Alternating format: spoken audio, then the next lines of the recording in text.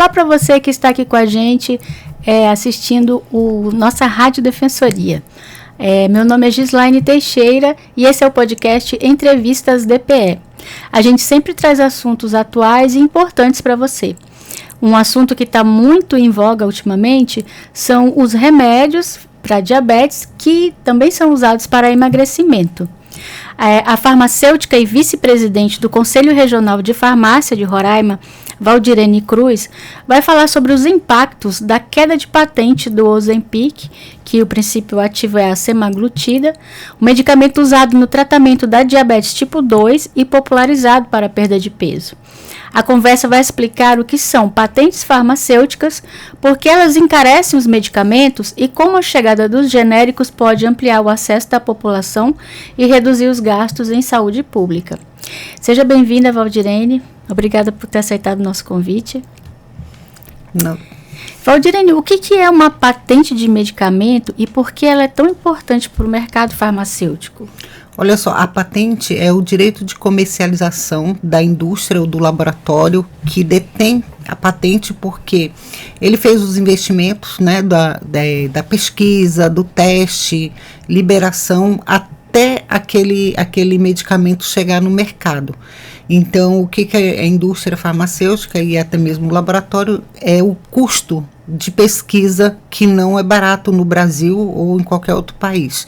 Então, essa indústria, o laboratório, ele detém essa patente durante um período que varia, né, até 20 anos, onde só ele tem o direito de comercializar aquele medicamento ou aquela marca ou aquele princípio ativo. Então, ele fabricar e comercializar. Tá? Então, só ele pode fabricar e comercializar aquela marca. Então, isso é uma patente, falando assim de forma bem mais popular.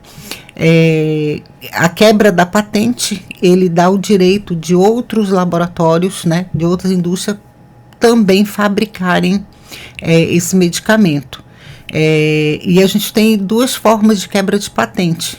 Quando expira o prazo, que aí tem em determinados anos, né, que ele tem, os laboratórios eles podem recorrer, né, para ampliar essa patente, e aí tem direito ou não, que pode ser negado, que eles alegam que vai baratear demais e eles vão ficar no prejuízo porque eles investiram anos de pesquisa na produção até chegar aquele medicamento.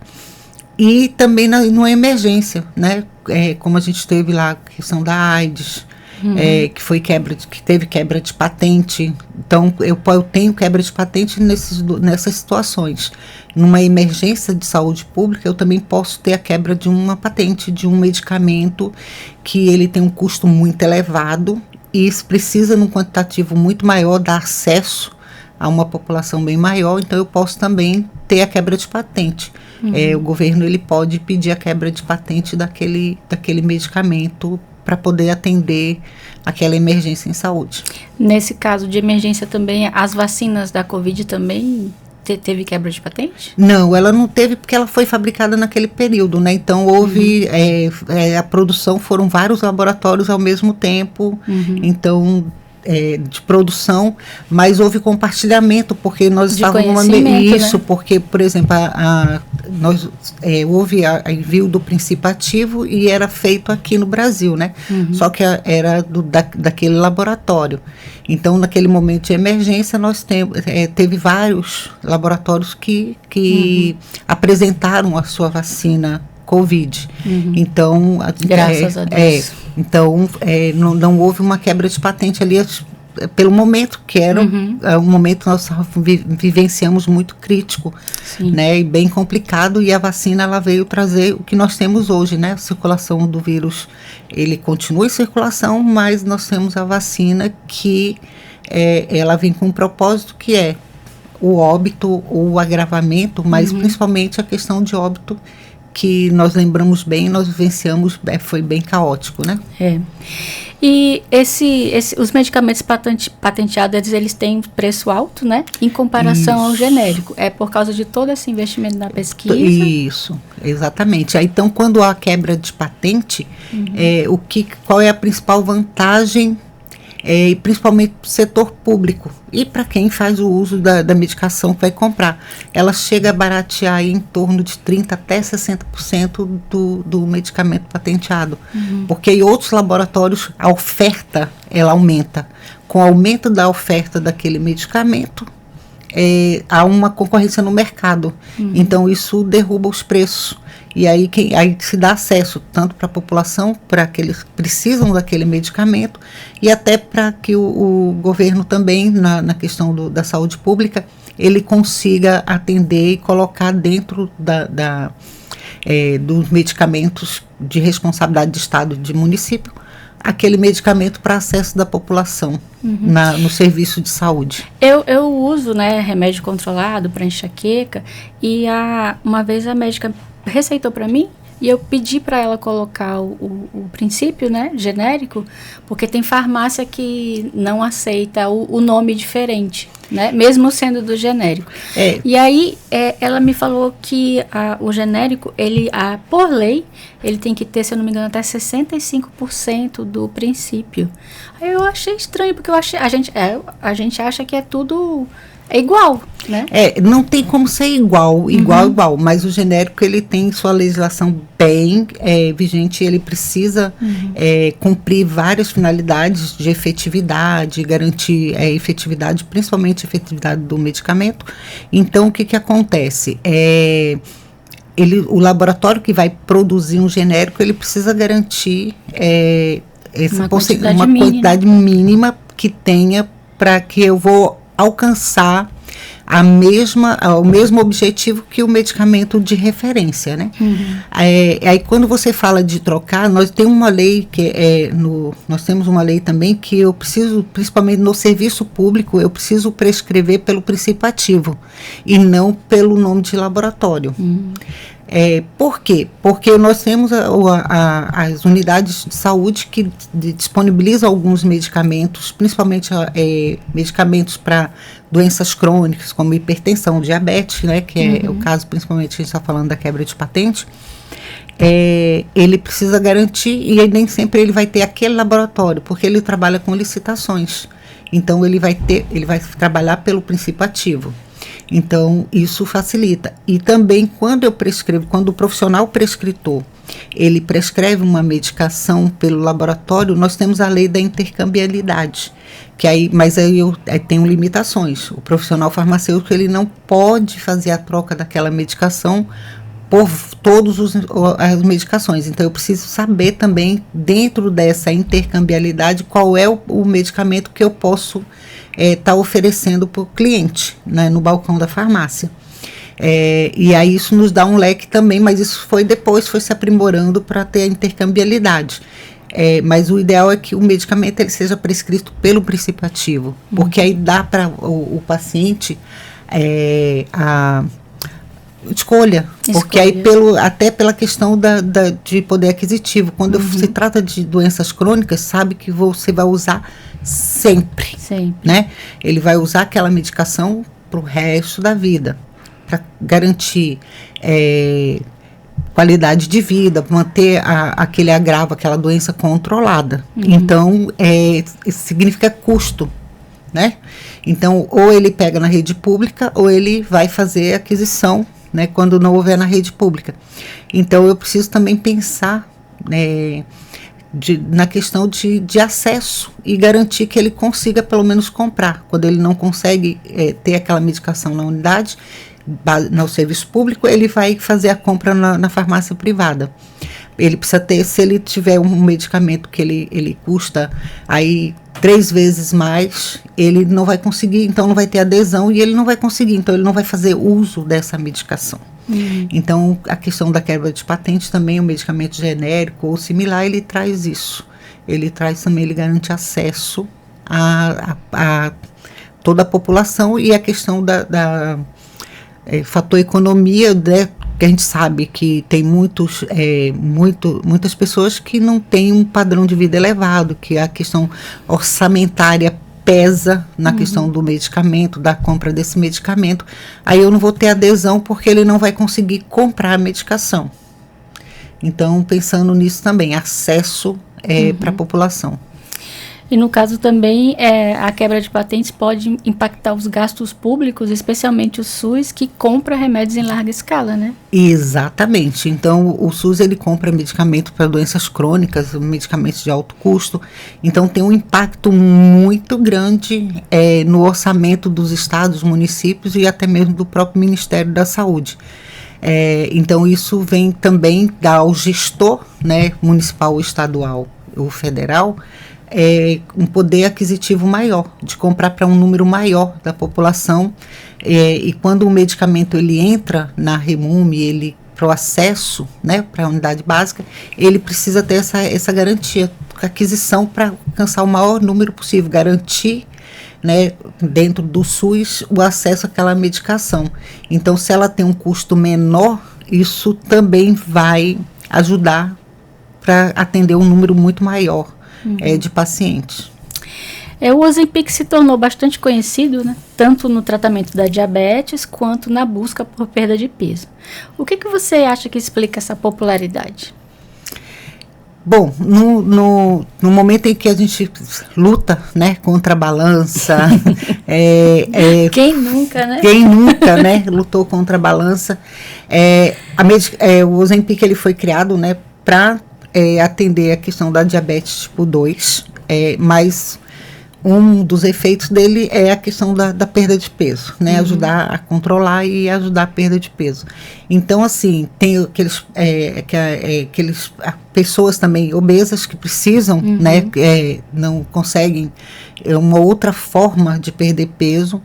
Então, ele ajuda nessa perda de peso. Então, se popularizou muito, né? Todas essas canetas que falam agora... Até ficou 100, né, nas farmácias. Isso, exatamente. E aí prejudica quem tem diabetes, né? Isso. Então, o que acontece? É um preço muito elevado, eu preciso fazer o tratamento, e aí quem define é o profissional médico, acompanhamento, no caso do diabetes, e também é importante, no caso do emagrecimento, ter esse acompanhamento, porque nem tudo vai servir para todo mundo. Então, eu preciso escolher a melhor forma. O Ozempic, ele se popularizou muito porque traz essa possibilidade de emagrecimento. Então, há uma busca muito grande nessa luta contra a balança, contra a obesidade que nós temos, né? Então, parece uma fórmula mágica, né? Exatamente, e não é. A gente sabe que todo medicamento tem benefícios e tem os eventos adversos que precisam ser respeitados. Então, até por uma questão de segurança de quem vai fazer o uso dessa medicação, é importante que tenha uma avaliação antes, até para ver qual é o melhor naquele momento para aquela paciente, para ajudá-lo. Então, é muito perigoso quando você faz isso por conta própria, né, sem um acompanhamento. Mas a gente sabe que tem, até mesmo às vezes a própria Anvisa precisa intervir com uma retenção de receita e tal, para coibir um pouco o uso indiscriminado dessas canetas que se dizem milagrosas, né? Então, assim, tudo tem que ter um cuidado. Então, é importante ter acesso, é importante garantir tratamento, mas é importante fazer isso com muito cuidado, com critério, já com acompanhamento, para que a gente consiga também realmente alcançar o benefício esperado desse medicamento.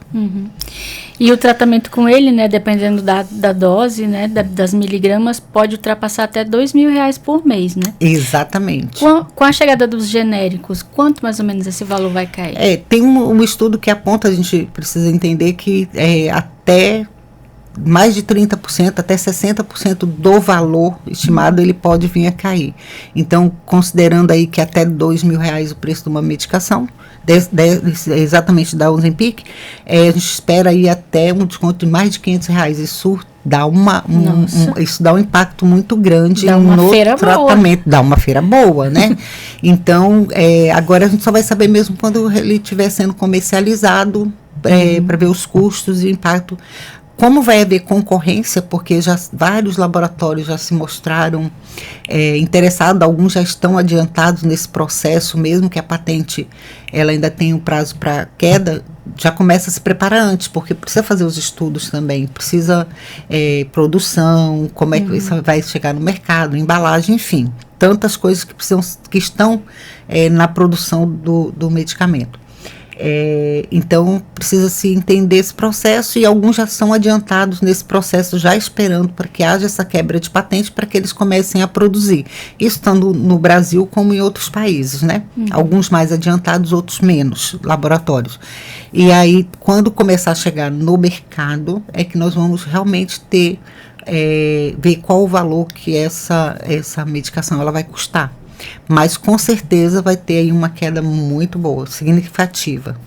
E essa redução de preço também pode ajudar o SUS, né, a adquirir e distribuir para quem precisa. Isso, aí no processo do SUS ele tem todo um critério para entrar uma medicação, né, o medicamento no SUS, ele tem uma Conitec, que é onde é a comissão científica que avalia os medicamentos, e aí tudo isso é avaliado, o acesso, qual é a população que vai precisar daquele medicamento, aí passa por todo um processo para depois ser liberado e está disponível incorporado no SUS.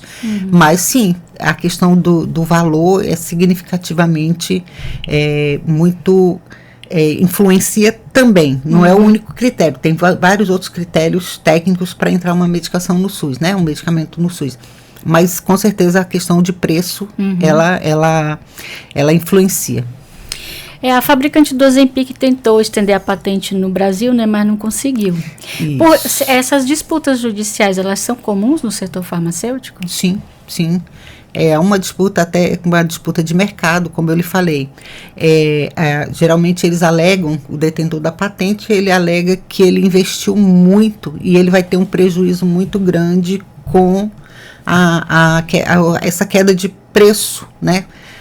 E é justamente por isso que é dado esse prazo de patente para ele, porque para que ele realmente consiga restituir, né, para a indústria farmacêutica aquilo que ele investiu. Então, no caso agora, com certeza o jurídico entendeu que não vai ter esse impacto, porque ele já teve, né, que ele foi, salvo engano, foi o que ele mais alegou, que ele teria prejuízo, ou eles têm prejuízo na quebra de patente. Então, cada caso é um caso, precisa se avaliar. Mas nesse caso da Ozempic, né, foi negado para a detentora da patente estender o prazo. Então, realmente eles podem recorrer ainda, mas pelo que a gente tem visto, né, eles não irão conseguir, haverá quebra de patente no prazo estabelecido. E você lembra de algum outro laboratório, alguma disputa judicial? De cabeça, assim, não lembro, né, mas há sempre uma disputa judicial na quebra de patente, mas de cabeça agora eu realmente não me lembro de nenhum outro laboratório ou medicamento. O sistema de justiça dos outros países, né? Também porque aí depende de onde onde é que ele é produzido, né? Onde é que ele está sendo produzido, qual é o laboratório que é detentor daquela marca, né? Daquela patente. Então, aí eles vão entrar em várias esferas, e são processos separados. Salvo engano, são processos, se for no Brasil, ele vai ser julgado aqui, se for em outro país também, pela legislação vigente ali, no país. E empresas brasileiras como a Bion e a EMS já estão se preparando, né, para lançar as versões genéricas, né? Isso foi o que eu coloquei, né? Muitos já estão preparados aí, já prepararam o terreno, prepararam a casa para receber, só esperando para poder lançar a sua marca, né, o seu laboratório também lançar aquele princípio ativo, aquele medicamento no mercado. E o que isso significa para o mercado nacional? A termo de mercado nacional mesmo? Porque que nem a gente estava explicando, acho que as pessoas vão aderir mais aos mais baratos, né? Não, claro, e isso é porque é um impacto muito grande, né? Sim. Por exemplo, eu posso hoje não ter um orçamento para investir aí R$2.000, né? Num tratamento mensal, vamos dizer assim. E que dura bastante tempo, né? Isso. E aí, se esse valor cai aí, se ele cair 30%, 40%, ele já faz com que eu repense, né? Já faz com que eu repense. Então, agora cabe no meu orçamento ou não? Então, isso com certeza vai dar uma preferência para outros laboratórios que venham produzir o genérico. com certeza. Né? E você sabe de alguns outros medicamentos importantes que podem ter a patente expirada? Agora, teria que fazer uma análise de mercado para saber quais os medicamentos novos realmente que nós temos, né? E com isso fazer uma análise de quanto tempo ainda tem a patente. Eu realmente não me aprofundei nisso. Né? Hoje já dizer assim, olha, eu tenho esse medicamento também está próximo de quebra de patente, eu tenho tantos anos para quebra de patente. Agora uma curiosidade, digamos assim, a quantidade de remédios existentes no Brasil, né? De tudo, de qualquer doença. A maioria é desenvolvido fora, em vários lugares, ou a gente tem, tipo assim, meio a meio, a indústria brasileira também A indústria brasileira produz muito, né? Também produz muito. Nós temos indústria brasileira que produz muito, mas tem indústria brasileira também que ela tem a sede aqui, mas a produção é em outro país. Tá. Né? Então, varia muito isso. Eu posso ter, por exemplo, a indústria ela está no Brasil, mas ela traz esse produto pronto ou ela traz o princípio para fazer aqui, né? Então tem que isso é uma questão que vai variar mesmo da indústria. Ela vai fazer análise de mercado e aí saber o que a gente realmente produz que é 100% brasileiro ou que são, às vezes até você importa só o produto, fabrica aqui. E aí teria que ver também quais são os medicamentos fabricados exclusivamente no Brasil, quais são os medicamentos que eu importo só a matéria-prima para produção ou que eu já importo ela tem a indústria, mas ela tem o seu laboratório de fabricação em outro país, até pelo custo, vai ser um custo menor. E traz para cá, então é tema para uma outra discussão que daria muitas informações. Nesses remédios ditos naturais, né? Como a nossa flora é riquíssima, né? Com certeza a gente também exporta alguma coisa. Matéria-prima né? Para outros países para fabricação de medicamentos, com certeza. Seria bom se ficasse tudo aqui, né? Não é? Nós temos aí uma diversidade e corremos risco também de termos, né, nessa questão de plantas e tal, que foi descoberta aqui, mas quem patenteou não foi o Brasil. Então tem outro aí país. Também já é uma outra discussão também que rende muito. E como que aí pode se equilibrar a necessidade de proteger a inovação das indústrias farmacêuticas e ao mesmo tempo garantir o acesso mais democrático à saúde? Olha, eu penso que a quebra de patente, né, ou ter pesquisas também que a gente consiga diminuir custo na pesquisa e na fabricação de novas fórmulas, o incentivo à fabricação e a descoberta de princípio ativo, né? De pesquisa. Acho que a pesquisa ela traria muito mais isso. Porque hoje nós temos aí um período muito longo entre a pesquisa e até que esse medicamento ele chegue no mercado, principalmente um medicamento novo, porque hoje muito dos medicamentos que nós chamamos novos, né, não são novos, ele tem uma molécula, ele tem uma formulação dentro daquele medicamento, mas ele realmente não é novo de fato. Né, como foi a descoberta da penicilina, então, enfim. Mas o período ele é muito extenso, né, então, e pesquisas são cada vez mais raras, menos financiadas. Então, o investimento na pesquisa, né, eu acredito que ajuda a baratear os custos e aí, a cada vez mais, a gente ter menos tempo de patente ou dar mais acesso à população.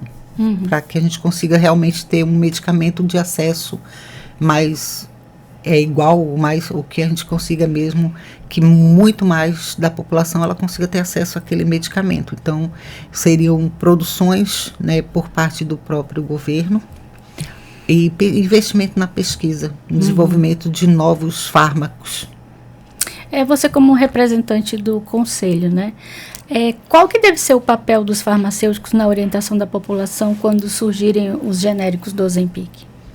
Olha só, ele precisa conhecer bem o medicamento, isso seja ele qual for, principalmente do Ozempic, ele precisa conhecer para que ele consiga tirar todas as dúvidas, fazer educação em saúde para aquele usuário, para aquele paciente, e que ele realmente conheça né, a formulação, porque o farmacêutico ele conhece o mecanismo de ação do medicamento, qual é o efeito que aquele medicamento vai fazer no seu organismo.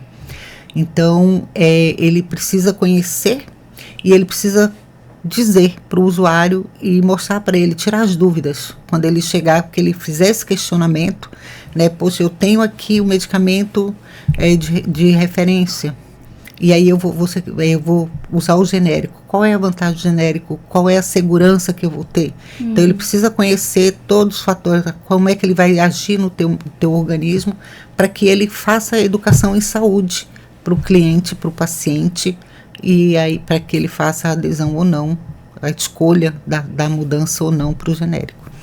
Eu até esqueci de comentar com o Adonis, né, quando eu entrevistei ele, a questão das bulas.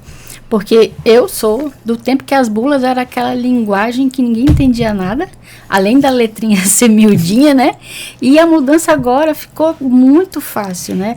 Para que esse remédio serve? Como que eu devo tomar? Agora é uma linguagem popular, né? Isso, é uma das vantagens da bula, né, para o paciente, né, para o usuário, esse entendimento, né, essa facilidade, porque assim, lá tem muitos termos técnicos, sim, muitas formulações, como eu disse, mecanismo de ação, onde é que vai se ligar, qual é o receptor que vai se ligar. Para quem entender isso, somos nós profissionais que entendemos, né, quais são os receptores, vai ter efeito colateral, como é que ele é causado, quais são esses efeitos esperados, ou a interação com outro medicamento. Então, eu preciso orientar também bem o paciente que chega, ele vai tomar, por exemplo, o Ozempic, né, da nossa discussão. Se ele vai tomar essa medicação, quais são as medicações que ele já toma? Vai ter interação ou não? O profissional farmacêutico, ele está preparado para dar essa orientação. Aí, para orientar de que forma ele vai alcançar os efeitos que ele precisa alcançar de forma mais segura. E aí, conhecendo quais são as interações medicamentosas, o que ele já toma, esse paciente ele já toma, se ele tem uma doença crônica, ele pode ter mais de uma doença crônica, então ele vai ser um paciente que ele usa vários medicamentos. Então, tem esse conhecimento e toda essa orientação para que ele realmente faça uso de forma segura. A pessoa que fez essa mudança nas bulas merece um prêmio. Merece um prêmio, porque aí eu tenho a bula que é para o usuário, que ele consegue ler de uma forma muito mais dinâmica, que aí lá vai estar uma linguagem muito mais fácil, e tem uma bula que é para o profissional farmacêutico ou o outro profissional da saúde, que aí ele vem com termo científico e com as informações que ele precisa. Eu também achei fantástico. Eu lembro que quando eu comecei o meu tratamento de enxaqueca, o médico me passou um anticonvulsivo, né? E eu sempre leio a bula antes, né? Aí aquele jornal. Aí eu falei, doutor, não vou tomar isso não. Pode acontecer muita coisa.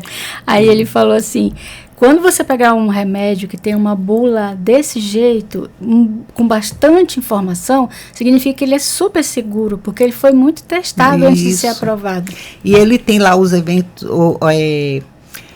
não era eventos esperados, não. É que o que acontece, tem uma estatística lá, um estudo, que ele dizendo qual é o evento esperado e qual é o tipo quantas pessoas, por exemplo, às vezes eu tenho um evento adverso lá, que ele vai ser 1 em 1 milhão de pessoas. E aí, quando eu leio aquilo, eu já fico assustada. Eu digo, não vou tomar essa medicação, porque ele vai me causar isso. Mas quando você vai ver, não, olha, isso aqui... O custo-benefício, né? Isso aqui, ele vai acontecer de 1 em 1 milhão. Será que você vai ser o premiado nesse 1 milhão? Tem gente que fala assim, do jeito que pessoas azaradas, né? Eu estou falando... genericamente, né? Bem amplo. E aí você precisa dizer, não, olha, esse evento aqui ele vai acontecer, com o evento esperado, ele vai acontecer num número maior de pessoas. Então, o senhor pode, até nessa orientação, o profissional farmacêutico, ele orienta o paciente. Se eu sentir isso aqui é um evento esperado, ele vai passar, ou se ele depois alcançar a dose com tantos dias, melhora, né? Esse evento adverso vai desaparecer. Então, ele precisa também estar orientando num novo medicamento, ou até mesmo já que é aquele que usa vários medicamentos, o horário correto de tomar. Você não pode tomar junto aquela medicação, que são as interações, então você faz um cronograma de que horas, qual é o melhor horário para ele tomar, para evitar a interação entre ou potencializar o efeito, ou diminuir o efeito. Então, assim, eu gosto dessa área, por isso que a gente está bem falando bastante. Então, eu preciso fazer isso no cuidado. Isso faz parte, melhora a adesão no tratamento, porque eu preciso de adesão, porque não adianta nada eu ter um medicamento muito bom e o paciente não ter adesão à terapia, porque aí tomar de forma correta, no horário correto, seguro. Então, porque aí ele vai garantir o efeito esperado daquele medicamento. Né? Então, às vezes eu não tenho adesão, eu preciso tomar de 8 em 8 horas, eu tomo só uma vez por dia. Não vai resolver. Aí, o medicamento não presta, não funcionou. Mas o senhor está tomando de forma, como é que o senhor está tomando, ou a senhora está tomando? Me conte aí de forma bem, para que eu entenda, né? Para que aí a gente consiga realmente fazer o seu plano terapêutico agora, que a senhora tenha uma efetividade maior. Aí você vai ouvir, às vezes aí acontece muito isso. Não, eu tomo um dia, esqueço dois. Ou eu tomo os 2 de uma vez só. Enfim, tem várias. Quando você dispensa uma prescrição para o paciente, aí para tantos dias, você sabe para quanto tempo vai dar aquela medicação. O prescritor, o médico, ele colocou lá, né?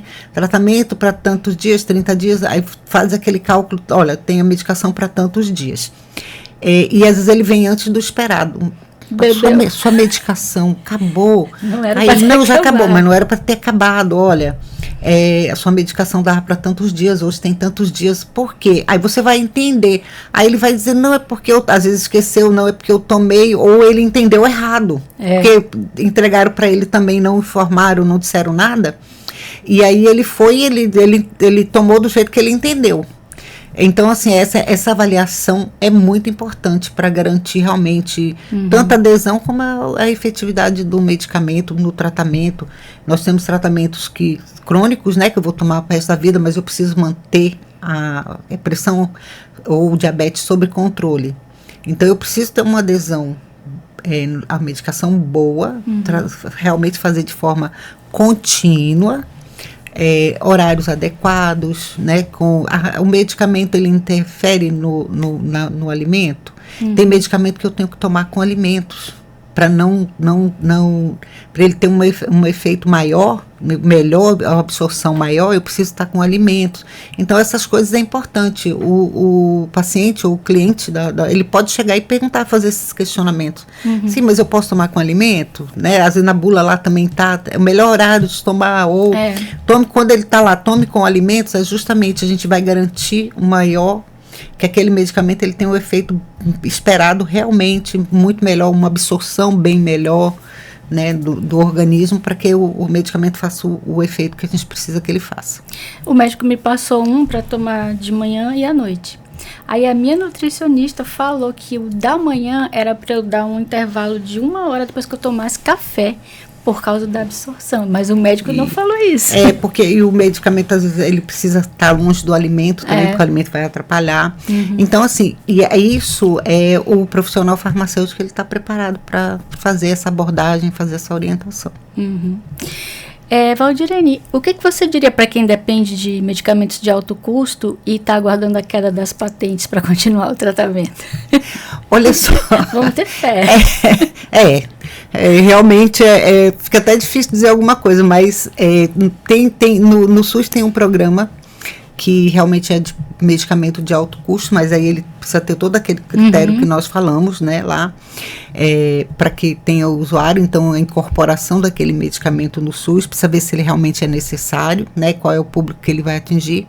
Mas para quem realmente quer fazer o tratamento ou usar esse medicamento, ele vai realmente ter que esperar que essa quebra de patente ou que não exista patente para que ele tenha acesso a essa medicação.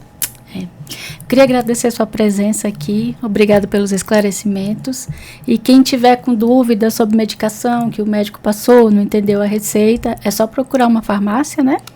Exatamente, procure o profissional farmacêutico. A farmácia, ela precisa ter o profissional farmacêutico durante todo o período de funcionamento, né? Então, procure o profissional, identifique o profissional e tire suas dúvidas. É melhor do que fazer tudo errado e não ficar bom. Exatamente, com certeza. Obrigada por você ter ficado com a gente assistindo a entrevista. Se você quiser ver de novo ou passar para alguém, está disponível no YouTube, no Deezer e no Spotify. Até a próxima.